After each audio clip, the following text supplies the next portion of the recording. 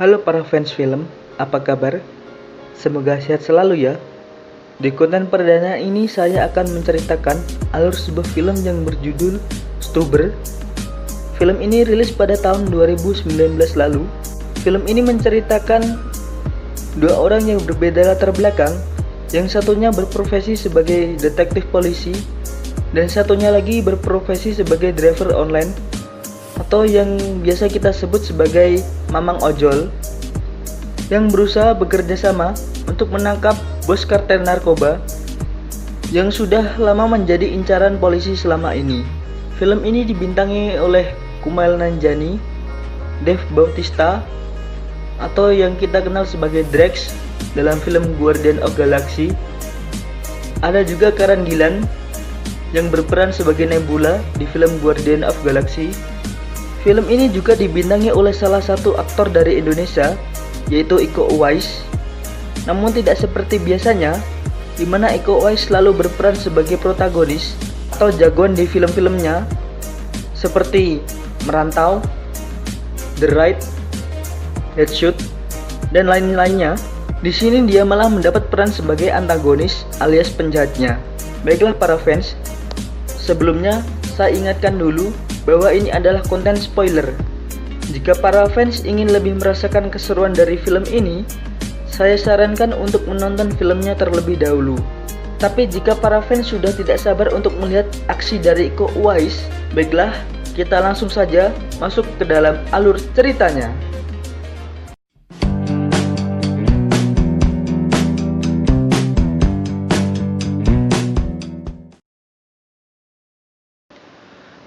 Pada awal film, kita akan diperlihatkan dua orang polisi yang sedang menjalankan tugas untuk menangkap segerombolan pengedar narkoba. Mereka adalah Vic dan Morris. Tapi ternyata, kedatangan mereka telah diketahui oleh geng narkoba tersebut. Alhasil, terjadilah baku tembak antara mereka. Tapi dengan skill dan pengalaman yang dimiliki oleh Vic dan Morris, para penjahat akhirnya dapat dilumpuhkan dan hanya menyisakan bos pengedar narkobanya saja.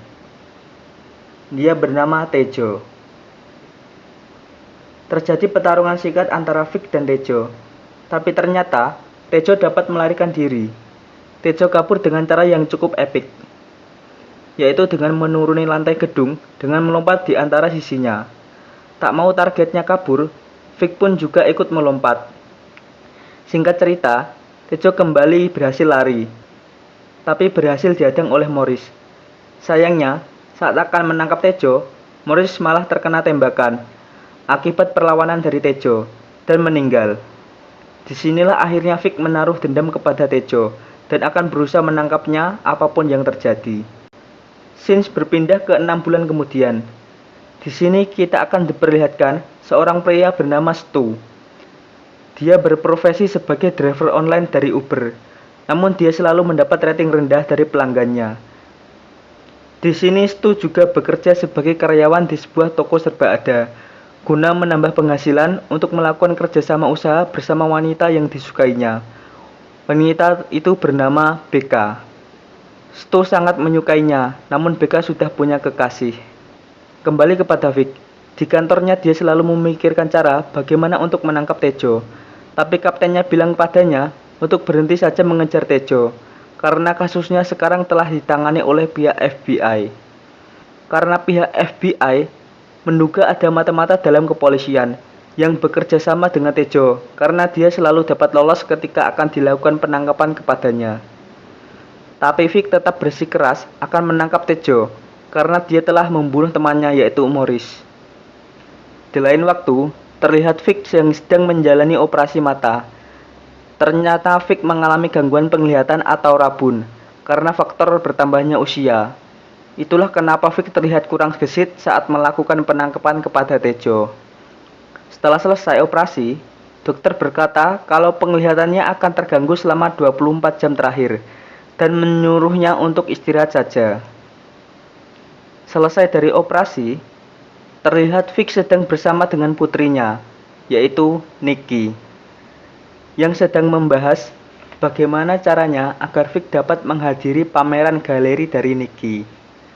Akhirnya, Nicky mengajari Vic bagaimana cara memakai aplikasi ojek online yaitu Uber, supaya Vic dapat hadir tanpa harus menyetir sendiri ke pameran.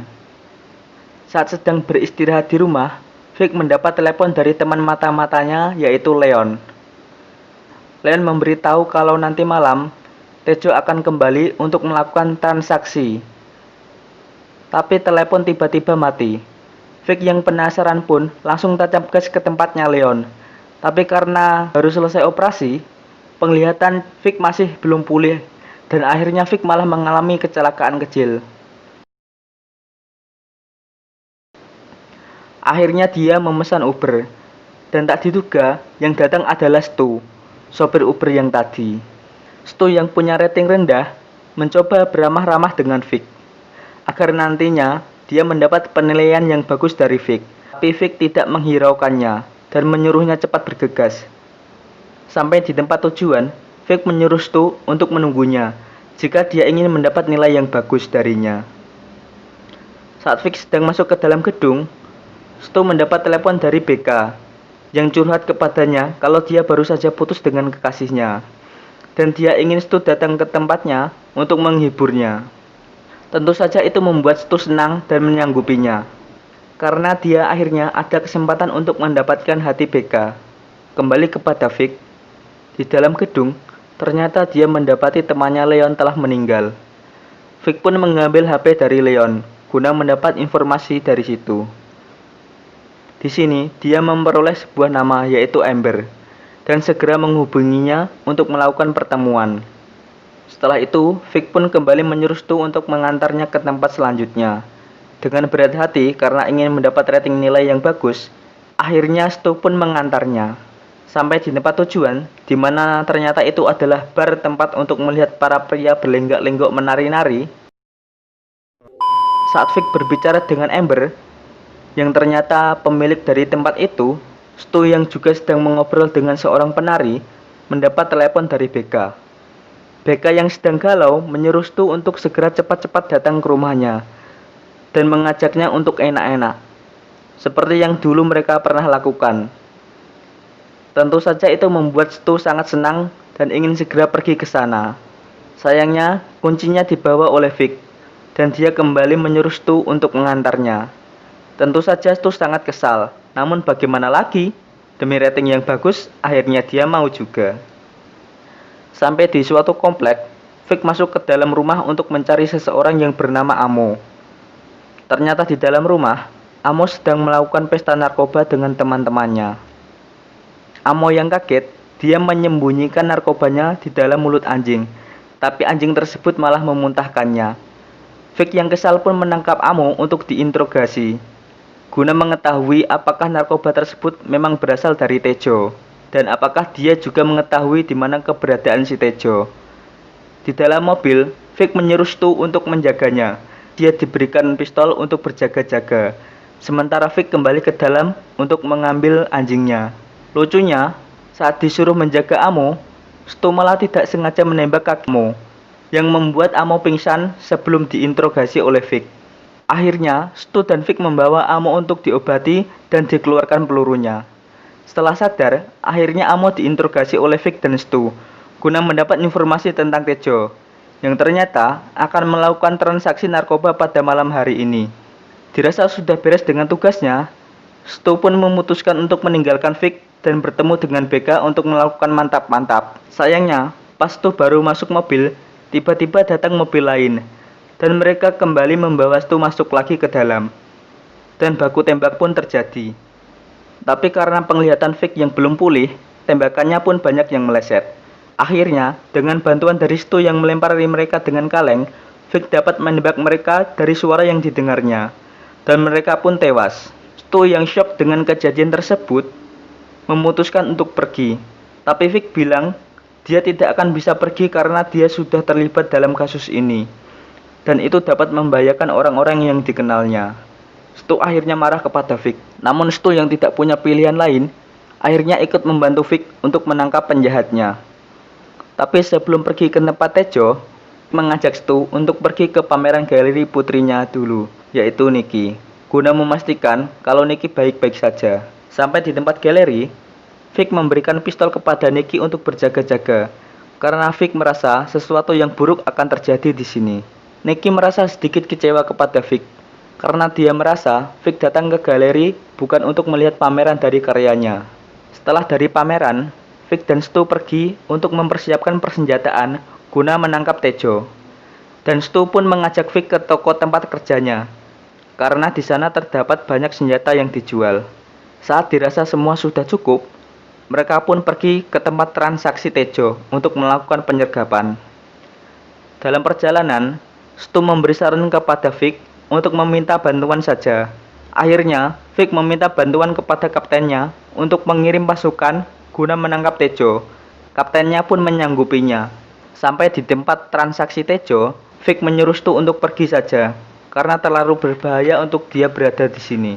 Dan Vic mengucapkan terima kasih karena telah membantunya. Akhirnya mereka pun berpisah. Dalam perjalanan pulang, Stu menelepon BK dan menyatakan perasaannya. Tapi dia berkata, dia tidak bisa datang untuk mantap-mantap dengannya. Karena setelah semua kejadian hari ini, Stu sadar bahwa hal itu tidak akan membuatnya bahagia, karena hal itu tidaklah benar. Bagus banget bro, mantap, pria sejati. Saat selesai menelepon, Stu melihat hanya ada satu mobil polisi yang datang, bukannya satu pasukan polisi yang banyak, yang diminta oleh Vic.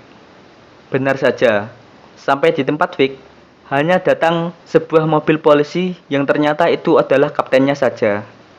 Di sini akhirnya terungkap bahwa ternyata dia adalah mata-mata dalam kepolisian dan rekan dari Tejo.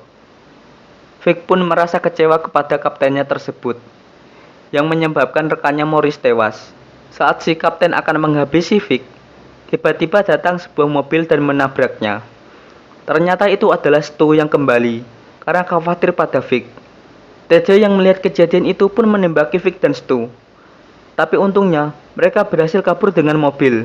Tak tinggal diam, Tejo pun mengejar mereka juga dengan mobil. Dan scene kejar-kejaran dan baku tembak pun terjadi.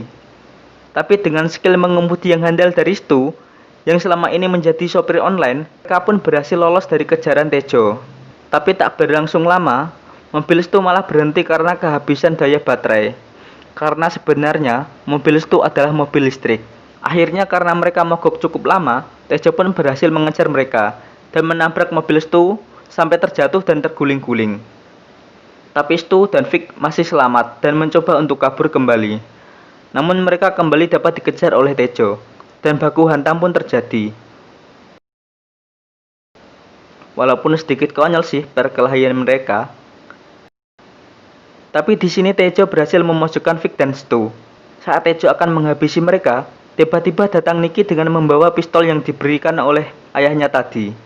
Tapi Tejo kembali dapat membalik kedudukan dan bermaksud untuk menembak Nicky dengan pistol yang direbutnya. Tak diduga dan tak disangka, tembakan Tejo kepada Nicky ternyata dihalangi oleh Stu dengan cara melompat menghadangi peluru tersebut. Vic yang melihat kejadian itu akhirnya marah dan menjatuhkan Tejo. Di saat yang sama, polisi yang dihubungi Nicky pun datang dan menangkap Tejo. Akhirnya dendam Vic atas kematian Morris pun terbalas dengan tertangkapnya Tejo. Saat di rumah sakit, akhirnya Stu mendapat nilai bintang 5 yang selama ini dinantikannya dari Vic.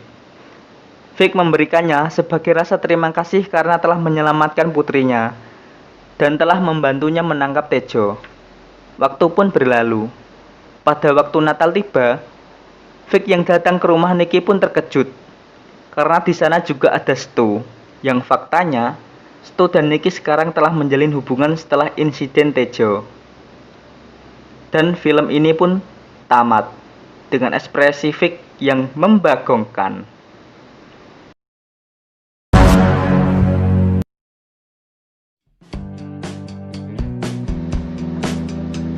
Baiklah para fans, itulah tadi salah satu alur cerita film Hollywood yang dibintangi oleh Iko Uwais.